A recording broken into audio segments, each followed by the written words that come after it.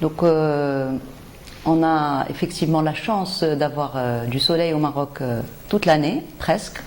Et le soleil peut avoir des bienfaits, mais il peut également avoir des effets secondaires et parfois même des dangers. On va d'abord parler des bénéfices du soleil. Donc il a un rôle antidépresseur qui est connu. Il a également un rôle intéressant anti-inflammatoire dans certaines maladies comme le psoriasis ou l'eczéma. Il a aussi le rôle de synthèse de la vitamine D, qui est essentielle pour la peau et pour les os. Et donc grâce au rôle des UVA qui aident au métabolisme de la vitamine D. Mais en pratique, 10 à 15 minutes d'exposition solaire, juste le visage et les avant-bras, sont suffisants pour avoir un bon métabolisme de vitamine D. Quand on s'expose, quand on se surexpose ou bien qu'il y a une exposition prolongée au soleil, c'est là qu'on peut avoir effectivement des effets secondaires, des méfaits du soleil. Et donc le plus connu est le coup de soleil. Et donc le coup de soleil, il faut essayer de l'éviter au maximum, surtout de façon répétée. Les coups de soleil à répétition et surtout dans l'enfance peuvent provoquer sur le long terme des cancers de peau, donc parce que ça diminue l'immunité de l'organisme. Également, on peut avoir aussi comme effet secondaire du soleil des taches ou une hyperpigmentation et le photovieillissement ou le vieillissement actinique, c'est-à-dire qu'on a, quand on s'expose beaucoup au soleil, on a une peau qui devient plus épaisse, qui a un teint plus terne, plus fatigué, avec des rides qui se prononcent plus vite et plus précocement, et également des taches ou des lentilles solaires qui apparaissent. Sans oublier qu'il y a aussi des maladies dermatologiques qui peuvent être photo-induites ou photosensibles, donc aggravées par le soleil, comme le lupus, la dermatomyosite. Et quand on a aussi une diminution il y a des maladies comme l'albinisme, où il y a une diminution de la mélanine qui ne protège pas. Donc là aussi, on est très sensible au soleil. Et le xéroderma pigmentosum aussi, qui est une maladie génétique, donc qui peut être très sensible au soleil. Tout à fait. Donc d'abord, je voudrais faire la distinction des choses. Effectivement, après une exposition au soleil, on peut avoir quelques heures, jusqu'à 2 à 3 heures après l'exposition, l'apparition de quelques boutons. Ça peut être aussi des démangeaisons. Et ça peut être aussi une éruption de tout le corps. Donc les causes, donc déjà, il faut définir d'où est-ce que ça vient. Ça peut être une brûlure, tout simplement, comme ça peut être une allergie au soleil. Et il faut aussi distinguer les boutons qui peuvent être en rapport avec ce qu'on a dit tout à l'heure, les maladies qui sont photosensibles ou photoaggravées aussi. D'accord ? Donc maintenant, comment les prévenir ?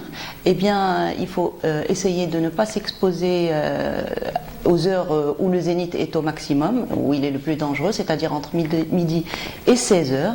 Il faut essayer d'avoir une exposition progressive dans le temps, c'est-à-dire 30 minutes au début et puis augmenter toutes les 15 minutes pendant les autres expositions. Et également se protéger par des écrans solaires, par des vêtements qui sont plus ou moins opaques, surtout quand on fait du sport par exemple, ou quand on est à la plage, ou quand on fait des randonnées, ou voilà. Et essayer aussi de mettre des chapeaux à bord large. Ça protège toujours mieux qu'une casquette.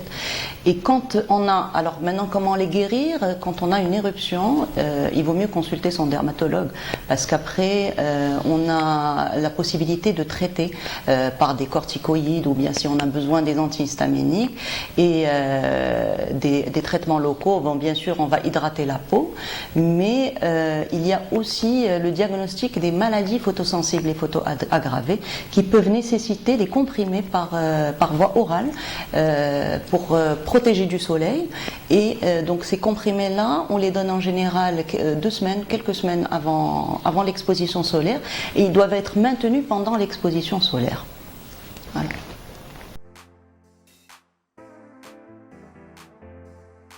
Il faut essayer au maximum de s'exposer le minimum de temps possible pendant les premières expositions.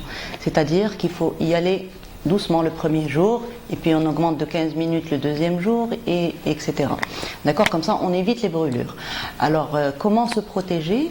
Eh bien, il faut mettre des écrans solaires régulièrement, une demi-heure avant l'exposition, et les renouveler toutes les 2 heures de préférence quand on est exposé.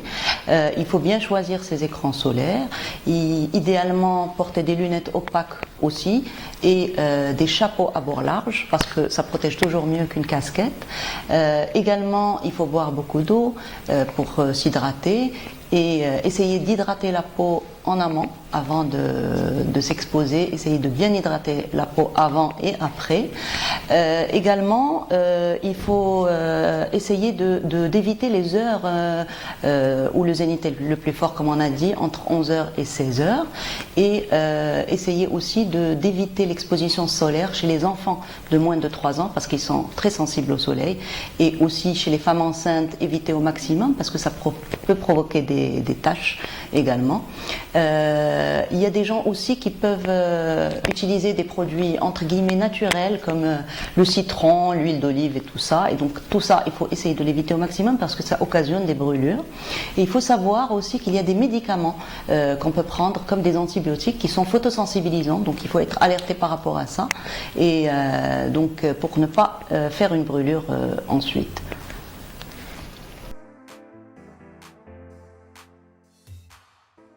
Très bien. Effectivement, maintenant on est devant une panoplie de produits écrans solaires, de toutes les marques et de toutes les textures, etc. Il faut savoir qu'un écran solaire, c'est une association de filtres chimiques et de poudre minérale.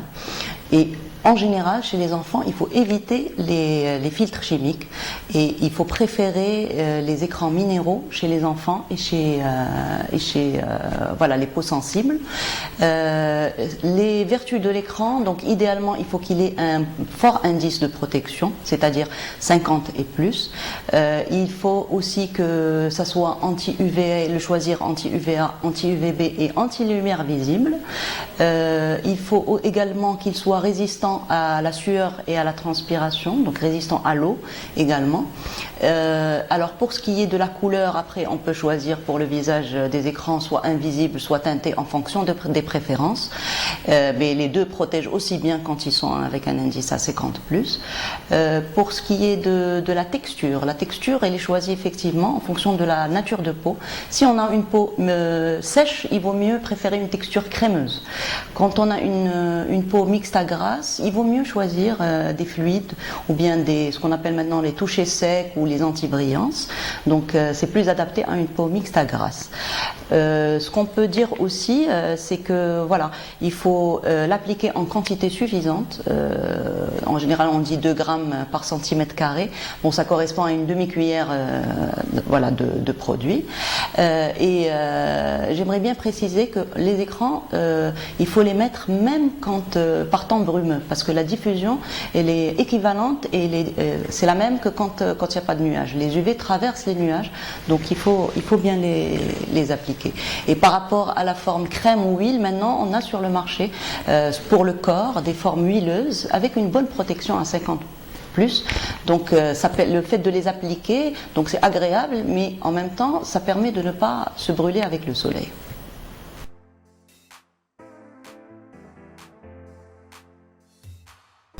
Effectivement, les vêtements, idéalement, doivent être suffisamment opaques, donc pour bien protéger du soleil.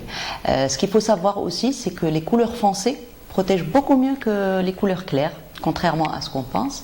Et aussi par rapport aux textures, il y a des textures qui sont plus efficaces en matière de protection solaire que d'autres, c'est-à-dire que le coton vient en tête de liste, c'est celui qui protège le mieux. Après viennent des textures comme le nylon et le synthétique qui ne protègent pas assez bien. Voilà, il faut savoir également que les vêtements, quand ils sont humides, quand ils sont mouillés, ils ne protègent pas aussi bien que des vêtements secs. Donc voilà.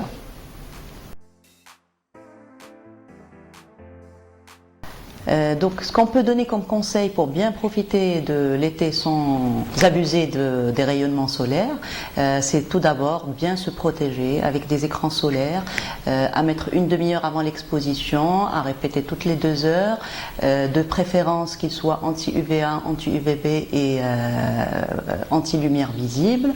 Il faut également qu'ils soient résistants à l'eau, à la sueur aussi, et essayer d'utiliser des lunettes opaques, d'utiliser des chapeaux à bord large, de choisir des vêtements le plus opaques possible et également d'éviter les expositions entre midi et 16 heures parce que c'est là où le soleil est plus fort. Essayer d'éviter l'exposition pour les enfants moins de 3 ans et les peaux sensibles. Également faire attention aux personnes qui sont claires de peau, une exposition progressive et donc pas de coups de soleil répétés et de façon prolongée, mais également couvrir surtout les zones qui sont le plus exposées, qui sont le visage, la nuque, les épaules et les bras.